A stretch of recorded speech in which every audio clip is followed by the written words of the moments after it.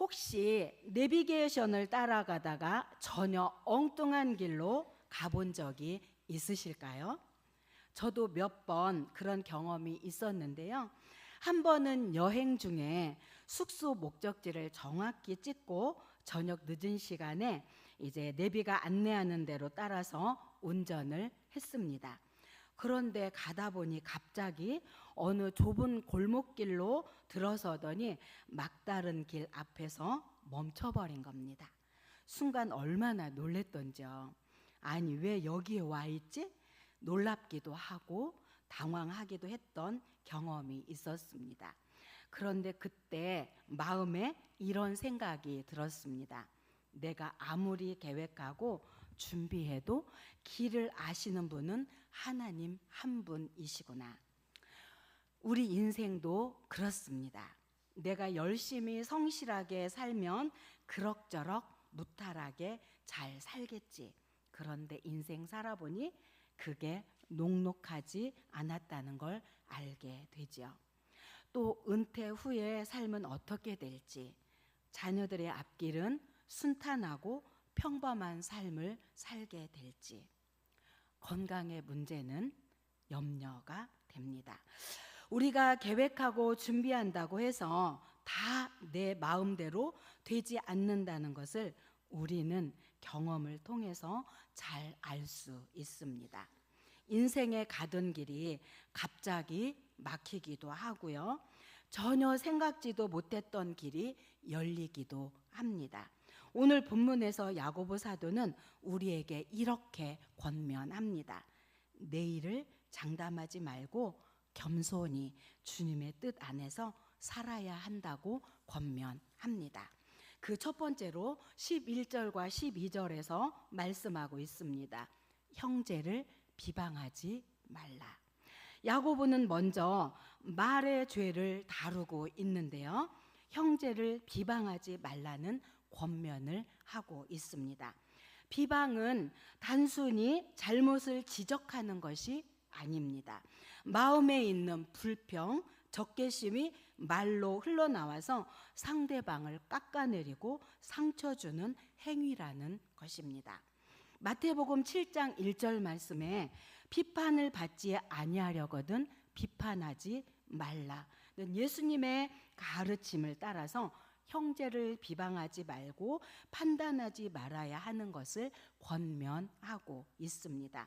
비방하는 것은 상대방을 향해 적개심을 가지고 말을 하는 것입니다. 판단하는 것은 상대방의 행위가 자신의 기준과 같은지, 자신의 기준과 같지 않은지를 평가하는 것입니다. 종교개혁자 칼빈은 타인에 대한 비방과 판단을 하는 자를 이렇게 말했습니다. 인간의 본성에 내재된 또 다른 질병이다 라고 규정했습니다. 그리고 모든 사람은, 모든 타인이 자신의 의지나 공상에 따라 살기 원한다는 일침을 하였습니다. 칼빈의 말처럼 비방과 판단은 자신이 옳다고 여기는 삶의 법칙을 타인에게 강요하는 것입니다. 그런데 문제는 어떤 사람도 모든 사람에게 적용될 정도로 완벽한 삶의 법칙을 갖고 있지 않다는 것입니다. 혹시 가졌다고 할지라도 그 법칙을 타인에게 강요하는 것은 타인의 인권과 자유를 침해하는 일이다라고 칼빈은 말합니다. 판단 역시 마찬가지입니다. 내 기준으로 남을 쉽게 재단하고 평가하는 태도입니다. 그런데 야고보는 이것을 단순히 인간 관계의 문제로 보지 않았습니다. 야고보는 형제를 비방하고 판단하는 것이 율법을 비방하고 판단하는 것이라고 말하고 있습니다. 왜 그럴까요?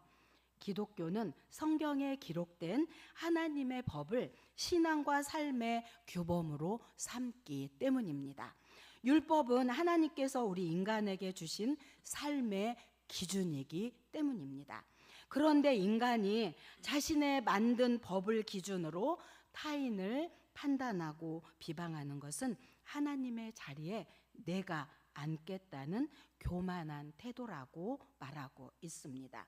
사람들은 하나님을 직접 비방하지 않으면 괜찮다는 생각에 형제에 대한 비방과 판단하는 것에 거리낌이 없습니다. 하나님과 직접적인 원수됨이 아니라면 괜찮다고 생각하기 때문입니다. 야고보가 우리에게 가르치는 것은 분명합니다.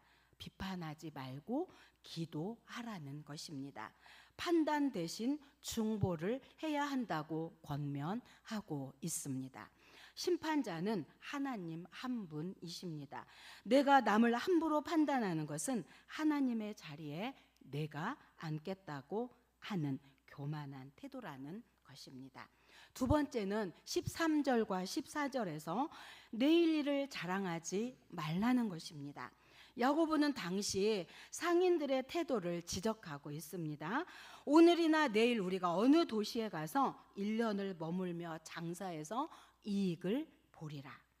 겉으로 보기에는 아주 건전한 계획처럼 보입니다. 그러나 문제는 그 속에 하나님이 빠져 있다는 것입니다. 인간의 확신만 있고 하나님의 뜻은 없는 계획이라는 것입니다. 오늘이나 내일 어떤 도시로 가서 1년간 장사해서 큰 이득을 보리라는 기대에 부풀어 있는 계획입니다. 도시이기 때문에 사람들이 많이 있습니다. 다양한 기회들이 기다리고 있습니다. 1년만 사업을 해도 큰 이득을 볼 것 같은 달콤한 예감도 있습니다. 그래서 내일에 대한 기대감에 오늘도 행복에 흠뻑 젖습니다. 입만 열면 그것에 대해 말을 합니다. 사실 이러한 것은 대부분의 사람들에게 일상적인 일입니다. 경제학과 통계학을 비롯한 여러 학문들이 예측력을 과시하면서 이런 일상의 보탬이 되려고 선두를 다투기도 합니다. 예측이 높을수록 그 학문의 몸값도 오르기 때문입니다.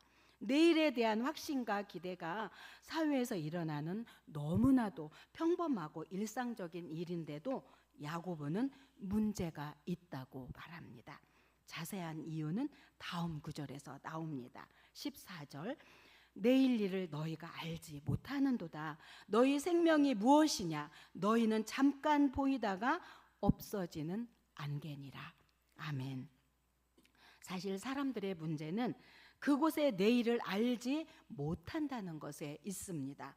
한 도시의 내일은 아무도 모른다는 것입니다. 전도서 10장 14절 말씀에 우매한 자는 말을 많이 하거니와 사람은 장래일을 알지 못한다라고 말씀하고 있습니다. 야고보 사도가 너희라는 대명사로 썼는데요. 여기서 너희는 신자들을 지칭한 것입니다. 신자인 하나님의 사람들도 내일을 모른다고 말합니다. 내일을 알지도 못하는 정도뿐 아니라 내일 일을 마음대로 디자인할 수도 없다고 말씀하고 있습니다.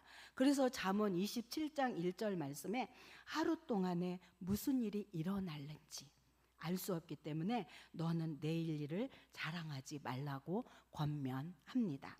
자랑뿐 아니라 근심에 대해서도 예수님은 내일 일을 위하여 염려하지 말라. 내일 일은 내일 염려할 것이라고 말씀하셨습니다. 그래서 내일을 확신하며 말하는 것은 올바르지 않다고 야고보는 말하고 있습니다.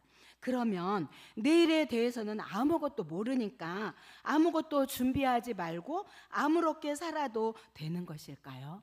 아닙니다. 준비하는 삶의 지혜는 성경이 가르치고 권하는 바입니다.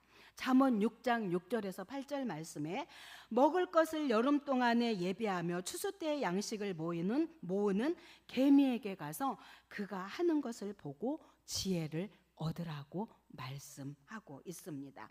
실제로 요셉은 기근의 때를 대비하여 애굽의 식량을 저축해야 한다는 조언을 했습니다. 사도들의 시대에는 기근에 대한 아가보의 예언을 신뢰하고 유대에 사는 형제들을 위해서 부조를 보내기도 했습니다. 나아가 전도자는 내일에 대한 무지에 안주하지 말고 장래일을 가르칠 자가 누구냐고 물으라고 말씀하고 있습니다. 장래일을 알 가능성은 얼마든지 성경에 많이 열려 있기 때문입니다. 출애굽기 9장 5절 말씀에 보면 이스라엘 백성의 출애굽 직전에 하나님은 이렇게 말씀하셨습니다. 내일 이 땅에서 이 일을 행하리라 하시고 그대로 행하신 기록이 모세의 기록에 기록되어 있습니다. 사사기 20장 28절 말씀에 보면 이스라엘 백성에게 하나님은 베냐민 지파와 싸우는 문제에 대해서 올라가라. 내일은 내가 그를 내 손에 넘겨주리라고 하셨습니다. 이처럼 하나님의 말씀이 주어졌을 때 경우에는 내일에 대해서도 모르지 않았으며 자랑을 하거나 두려움에 떨기도 했던 것입니다. 그러나 알지도 못하는 장밋빛 내일을 임의로 설계하고 설레며 자랑하는 사람들에 대해서 야고보는 이렇게 묻습니다. 여러분의 생명은 어떤 것입니까? 야고보는 인생을 이렇게 말합니다. 잠시 보이다가 이후에 없어지는 안개와 같다라고요. 잠시라는 말처럼 안개는 이틀을 살지 못합니다. 하루도 버티지 못합니다. 안개는 수명이 짧을 뿐 아니라 아무리 좋은 안경을 껴도 앞이 보이지 않는다는 특징도 있습니다. 인생은 이처럼 짧은데 좌우를 분간하지 못하고 코앞에 뭐가 있는지도 모르는 안개와 같다는 것입니다. 이러한 안개라는 인간의 보편적 실존을 모르면 엉뚱한 목표에 매달려서 짧은 인생을 탕진하며 살아갈 수밖에 없다는 것입니다. 욥기 7장 6절에서 7절 말씀에 욥은 고통 속에서 인간의 실존을 깨닫습니다. 그래서 이렇게 고백합니다. 나의 날은 배틀의 북보다 빠르니 희망 없이 보내고 내 생명의 한낮 바람 같음을 고백하며 하나님의 긍휼을 구했습니다.